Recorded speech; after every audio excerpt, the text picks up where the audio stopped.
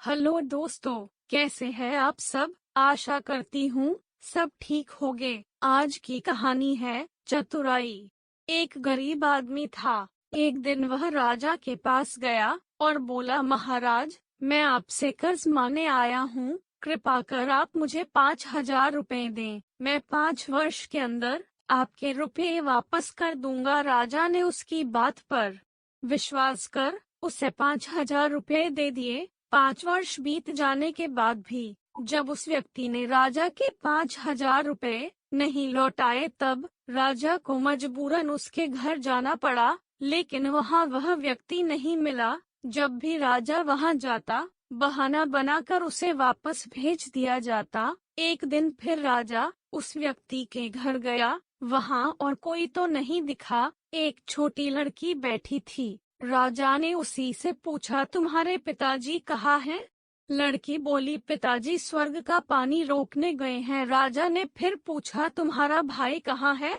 लड़की बोली, बिना झगड़ा के झगड़ा करने गए हैं। राजा के समझ में एक भी बात नहीं आ रही थी, इसलिए वह फिर पूछता है, तुम्हारी माँ कहाँ है? लड़की बोली, माँ 1 से 2 करने गई है। राजा उसके इन उलझुल जवाब से खींच गया। वह गुस्से में पूछता है, और तुम यहाँ बैठी क्या कर रही हो?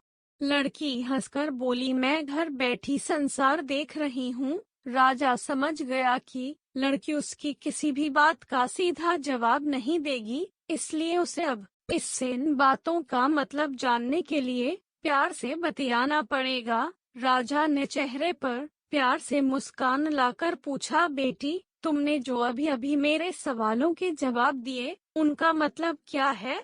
मैं तुम्हारी एक भी बात का मतलब नहीं समझ सका। तुम मुझे सीधे सीधे उनका मतलब समझाओ। लड़की ने भी मुस्कुरा कर पूछा, अगर मैं सभी बातों का मतलब समझा दूं, तो आप मुझे क्या देंगे? राजा के मन में सारी बातों को जानने की तीव्र उत्कंठा थी। वह बोला, जो मांगोगी वही दूंगा। तब लड़की बोली, आप मेरे पिताजी का सारा कर्ज माफ कर देंगे तो मैं आपको सारी बातों का अर्थ बता दूंगी। राजा ने कहा, ठीक है, मैं तुम्हारे पिताजी का सारा कर्ज माफ कर दूंगा। अब तो सारी बातों का अर्थ समझा दो। लड़की बोली, महाराज, आज मैं आपको सारी बातों का अर्थ नहीं समझा सकती। कृपा कर आप कल आए, कल मैं जरूर बता दूंगी। राजा अगले दिन फिर उस व्यक्ति के घर गया। आज वहाँ सभी लोग मौजूद थे। वह आदमी, उसकी पत्नी, बेटा और उसकी बेटी भी। राजा को देखते ही लड़की पूछी, महाराज, आपको अपना वचन याद है ना?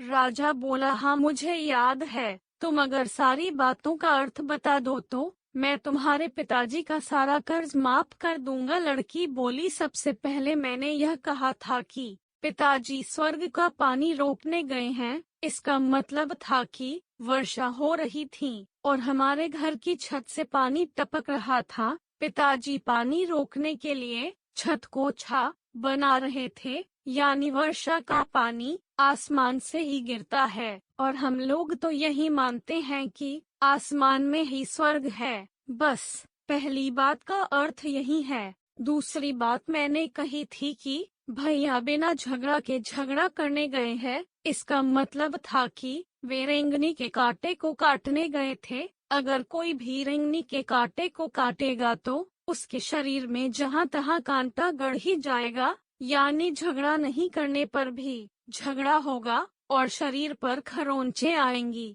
राजा उसकी बातों से सहमत हो गया। वह मन ही मन उसकी चतुराई की प्रशंसा करने लगा। उसने उत्सुकता के साथ पूछा, और तीसरी चौथी बात का मतलब बेटी?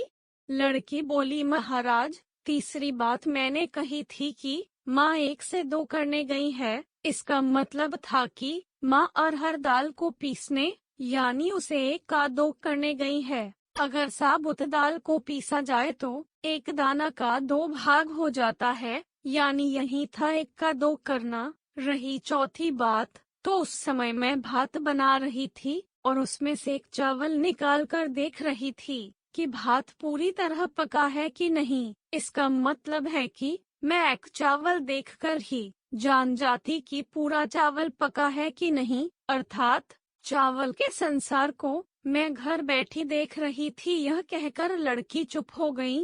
राजा सारी बातों का अर्थ जान चुका था। उसे लड़की की बुद्धिमानी भरी बातों ने आश्चर्य में डाल दिया था। फिर राजा ने कहा, बेटी, तुम तो बहुत चतुर हो, पर एक बात समझ में नहीं आई कि यह सारी बातें तो तुम मुझे कल भी बता सकती थी। फिर तुमने मुझे आज क्यों बुलाया?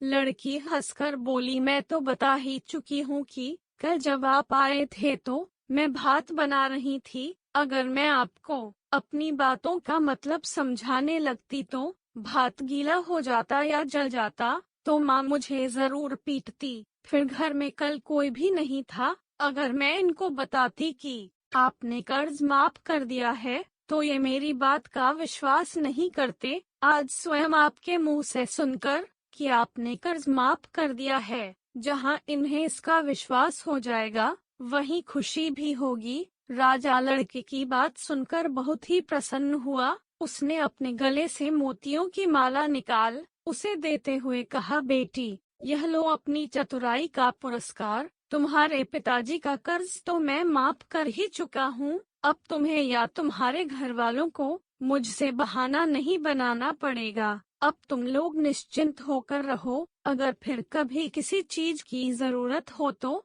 बेझिझक होकर मुझसे कहना। इतना कहकर राजा लड़की को आशीर्वाद देकर चला गया। लड़की के परिवार वालों ने उसे खुशी से गले लगा लिया। तो दोस्तों, ये थी हमारी आज की कहानी। आपका क्या कहना है इस कहानी के बारे में? कमेंट करके हमें जरूर बताएं। वीडियो को लाइक कर दीजिए और इसी तरह की कहानियाँ लगातार देखने के लिए चैनल को सब्सक्राइब करके घंटी को दबाकर ऑल पर सेट कर लीजिए ताकि आने वाली वीडियो का नोटिफिकेशन